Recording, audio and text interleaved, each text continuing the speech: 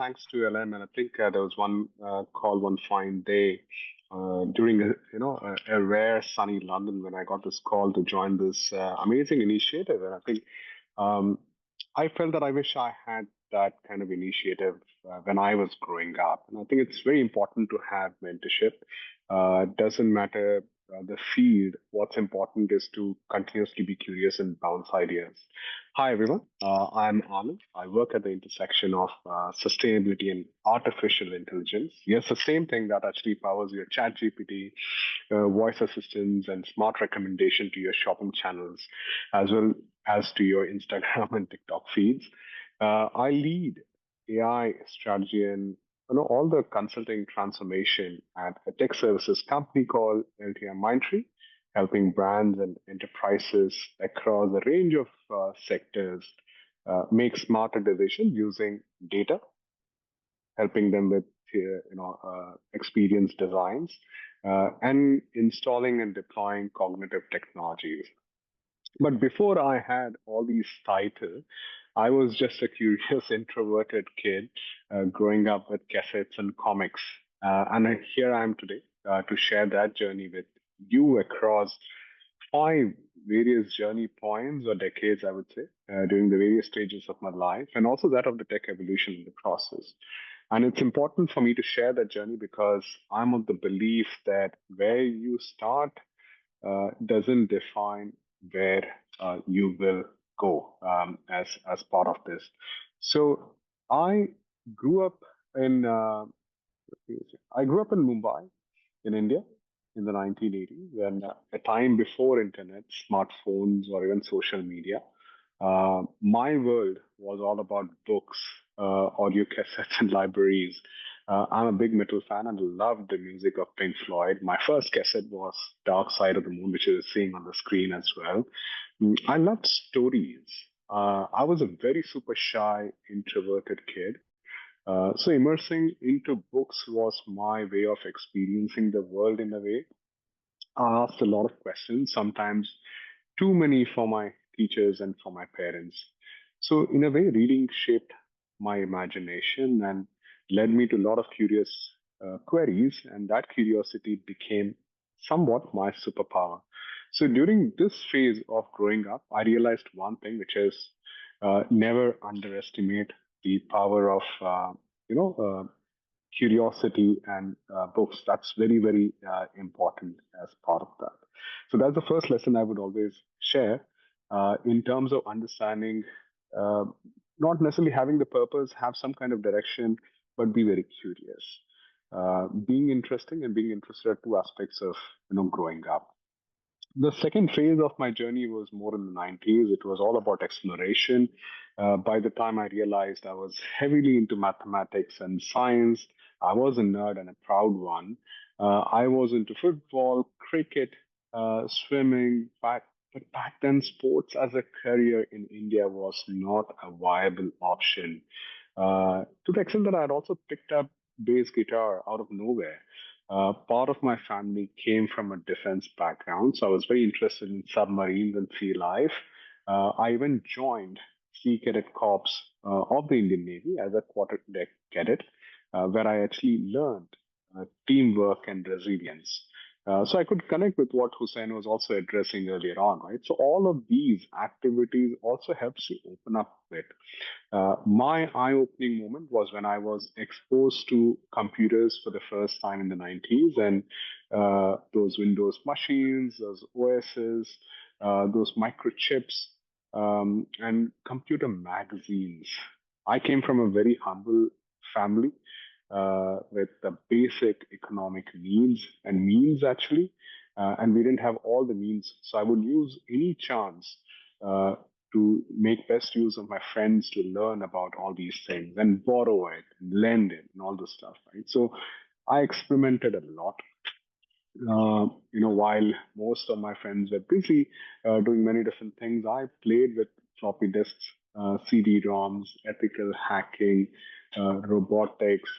In most cases, I self taught myself how to code. Again, I think all these things are possible because I was continuously curious, and also partly because of my own growing up conditioning, which is being introverted as part of it. But it was slowly and steadily starting to help me open up a bit. But while I was still into submarines and I wanted to become a radio officer in the submarines, and studied for years for it outside of my regular studies, but somewhere I still didn't know what I really wanted to be. But I knew I wanted to keep learning. I believe some of you are in this phase of this journey at this point in time in your life. Of this life. And I wanted to let you know one thing from my own experiences, that it's okay not to have all the answers, because exploration is ultimately the key thing. The more you explore, the more you learn about yourself. And the more you learn about yourself, the more you're able to compartmentalize your strengths and areas of lesser focus. I don't call it weakness, but I always say that that's areas of lesser focus. Then came the 2000s, which brought my first big career steps. This was also the time when, you know, everyone was moving away from cassettes and CDs to more digital files, and like Napster was big. We used to listen to music and .mp3 files and all the stuff. So there's a tech evolution which is also happening.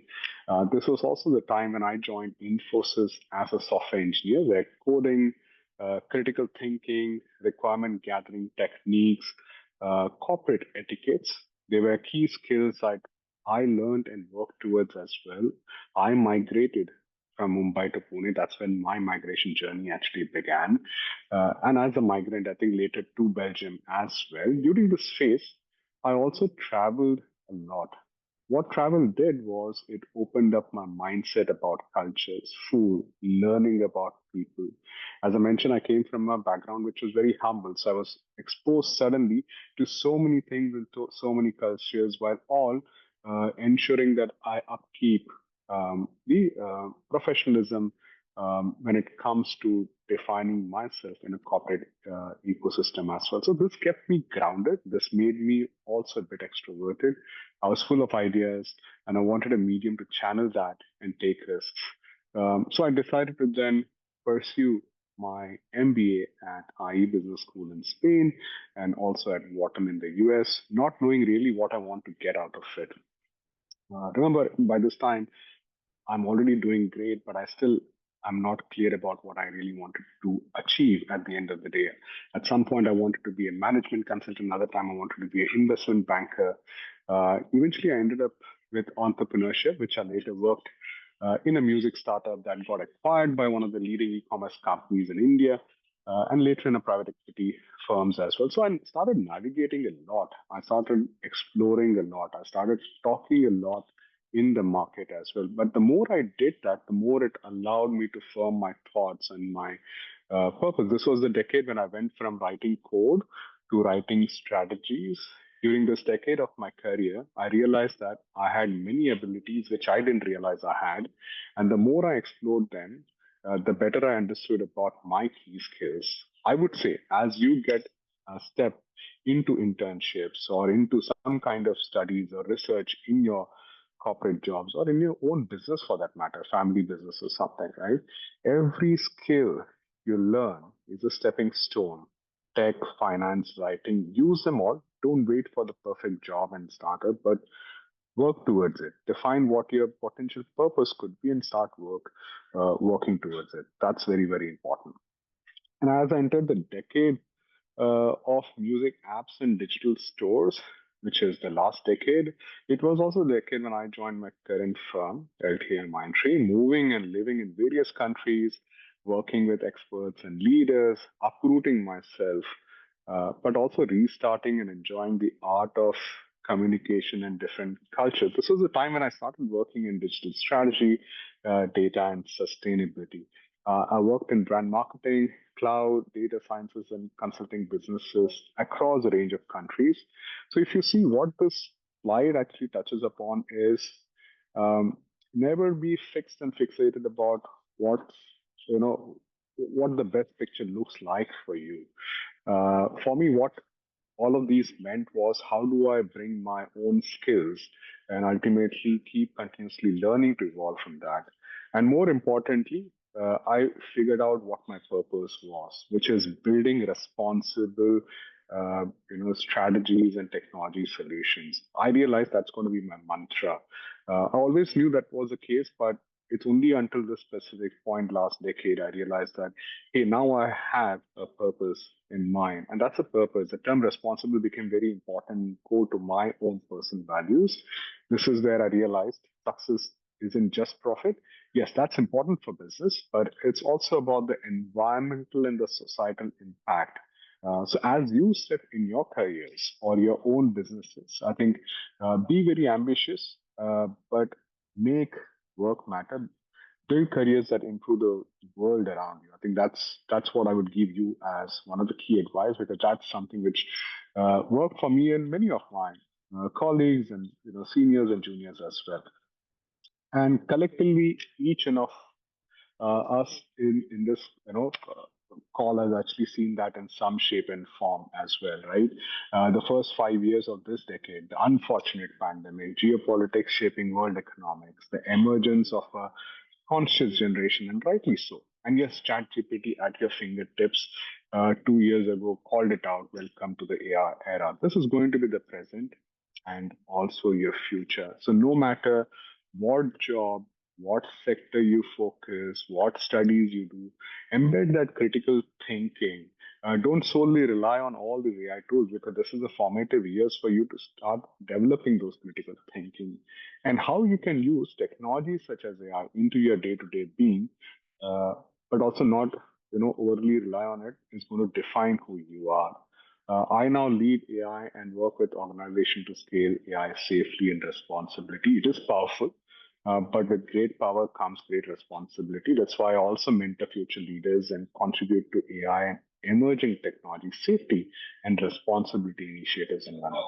My learning has not stopped, and to all of you, I would say, don't just use the technology or AI tools during your studies, during your curriculums or at work, just because they are available to you, but take the time and effort to understand it, shape it, and lead it with purpose. I think LM was mentioning about the purpose, and that's very, very important. Always ask that question to yourself.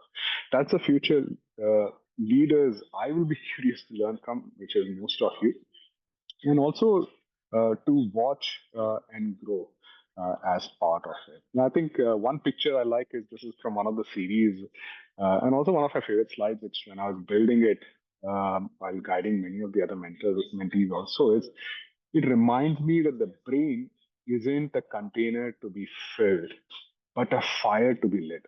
The opportunities out there uh, for you are limitless.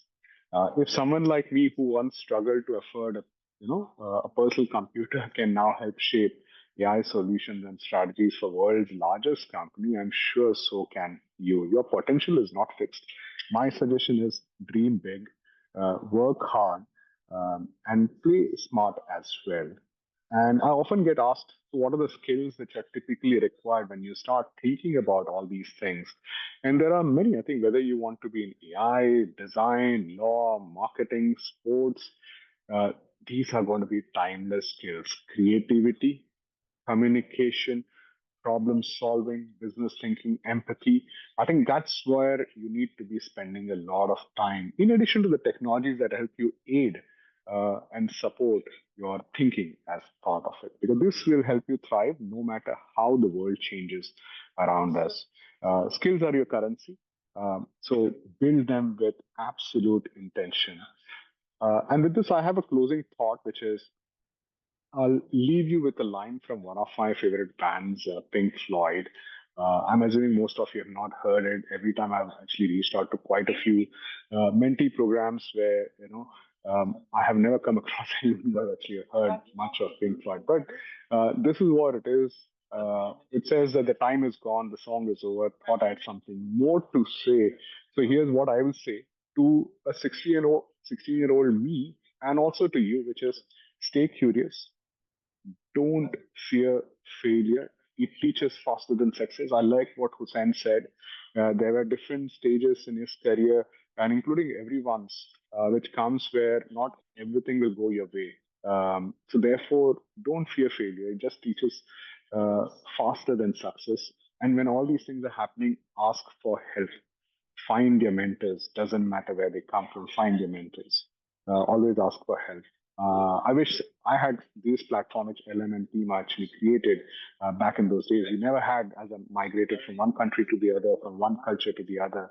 And all in all these things, what was important was to dream crazy dreams and make a plan to chase them.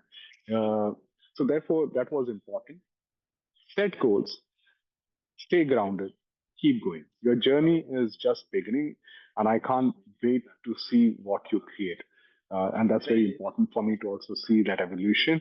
And hopefully, I can be of any help in the process as well. So, thank you so much for listening, and thank you, LM and team, for giving me this platform to share my own thoughts and also my journey in the process.